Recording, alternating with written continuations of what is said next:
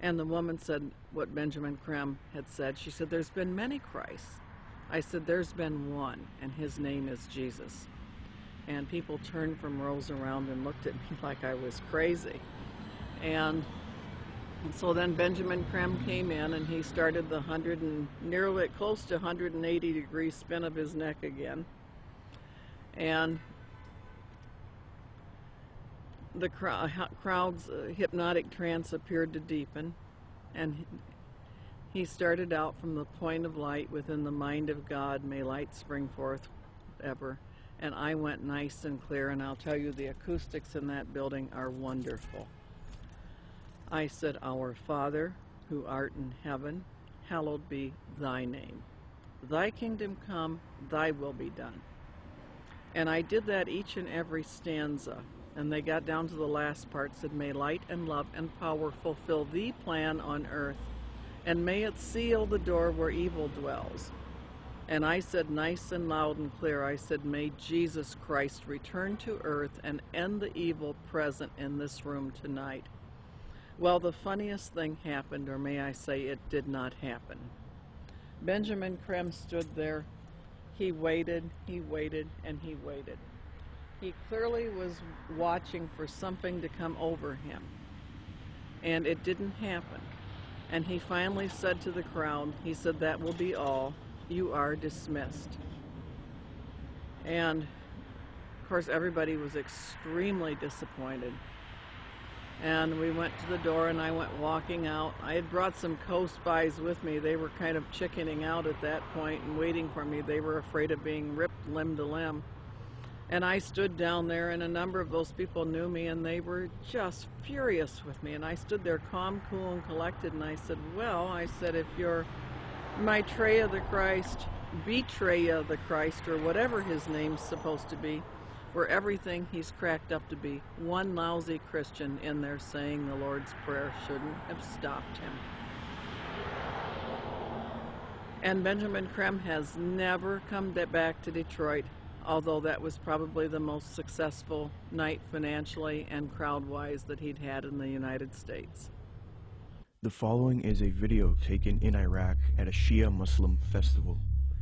Share International and Benjamin Creme have put out that this is indeed an appearance of Maitreya, the supposed world teacher for the age of Aquarius, one world government. Commenting on this video, Share International reports, quote, Imam Mahdi, unexpected appearance, proclaims the title of a video posted on YouTube. A miraculous figure of glowing brilliant white light appeared on a video filmed in Karbala, Iraq, on the night of Ashura, 6 January 2008. This Shia Muslim ceremony commemorates the martyrdom of the grandson of the Prophet, Hussein, whose tomb is in Karbala. Benjamin Creme's master confirms that the light figure is Maitreya, Imam Mahdi to the Muslims, and that his dance-like movements with a sword remind us of his coming with the sword of cleavage. Could this be real, or is it a hoax? Is Maitreya real, or is he a hoax? Whatever the case may be, it turns out that it is not only New Agers and occultists who believe in this Maitreya, but politicians, presidents, and elitists also follow Maitreya. Wayne Peterson, a retired American diplomat and admitted supporter of Maitreya with connections to the Pentagon and the United Nations, stated the following about Mikhail Gorbachev in the White House in a Vision magazine interview, June 20th, 2000. Reporter Kendall Klug asks, I believe Mikhail Gorbachev has publicly stated his belief of the existence of Maitreya. Do you know if this is true? Wayne Peterson answers, I have one little story I could tell you about Gorbachev. A friend of mine who has worked with the World Bank went to the Heads of State conference in Europe and gave a speech where he borrowed many of Maitreya's ideas for economic reform out of a book by Benjamin Creme that I had given him. He told me that he had read the book on his flight to Europe and realized that his keynote address to these world officials, especially presidents and prime ministers, it was a very high-level meeting, was going to be very boring, with many having heard similar sentiments over and over. So he thought he would throw in some of Maitreya's ideas into the speech. The country he was in had a reigning monarch who invited him to lunch the next day. When he showed up for lunch, there were 16 to 20 people there, including Mr. Gorbachev. The monarch of this country said to my friend, "I suppose you're wondering why we invited you here today. Well, we are all curious about where you got those ideas for your speech, which you presented yesterday." He said that my friend Wayne gave me a book written by Benjamin Creme about Maitreya's mission. Immediately they nodded their heads. "We thought so," was the apparent response. "That's why we invited you here. We all know of Maitreya, and we're doing what we can for him, but we are not able to say anything publicly because we are world leaders. We each have our own public to deal with." Only one person there stood up and said that they could use his name to legitimize these sightings, and that was Mikhail Gorbachev. He was the only man in the room who would say, "Use my name if you want." The reporter asks, "Do you think President Clinton has had an experience with Maitreya?" Wayne Peterson: "I don't know if President Clinton has. I believe that former President Bush has.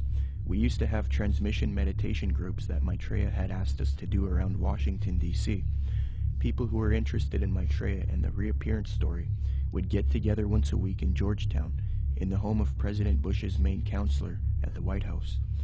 President Bush came over to this house for dinner one night, and the hostess was in the dining room as President Bush asked her, 'What do you think? I'm running against Clinton in this election. Am I going to win?' She said, 'No, Mr. President, you are not. Maitreya has already said that you are going to lose to Clinton.' Bush never challenged her, but merely said, 'Yeah.' He didn't ask who Maitreya was. He was very quiet, and then said, 'I think I've got to go now.' Benjamin Creme has said many times that he had heard from one of Maitreya's associates that Maitreya had appeared to Bush and that they had a discussion in the White House. So that incident with my meditation group seemed to confirm that Bush did in fact know of Maitreya. I do know people in the White House have been visited by Maitreya many times, and the people I'm talking I've seen on the front page of the Washington Post, standing next to the president. In a December 19, 2008 London Telegraph article, Major Media Organization, Mick Brown praises Maitreya and Benjamin Creme, stating, quote, "This week has come encouraging news for anyone with an interest in signs and wonders, or desperate for a chink of light in the prevailing gloom, which probably means most of us. A savior is at hand."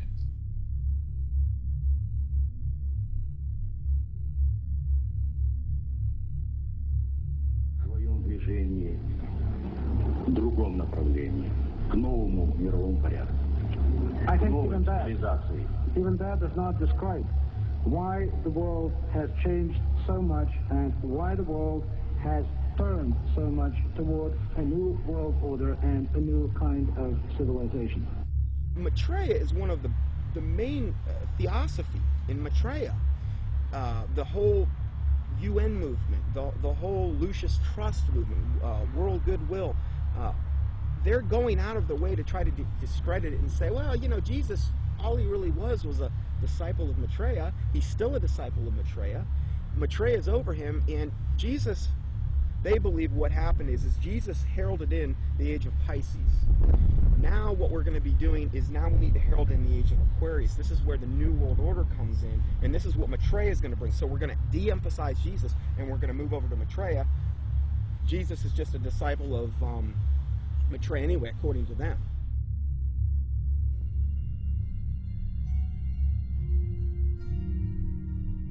In 1919, the Theosophist Alice Bailey was supposedly contacted by one of these ascended masters known as the Tibetan Dijwal Kul.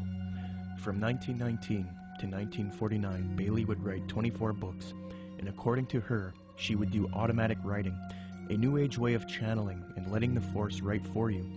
Bailey would create Lucifer Publishing, which would distribute the works of Helena Blavatsky and the Theosophical Society.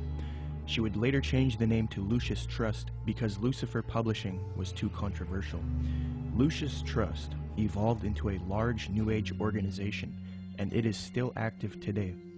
Lucius Trust is also directly associated with the United Nations. According to the United Nations International Geneva Yearbook 2009, quote, "The Lucius Trust is recognized by the United Nations as a non-governmental organization and is represented at regular briefing sessions at UN headquarters. The Lucius Trust is on the roster of the United Nations Economic and Social Council."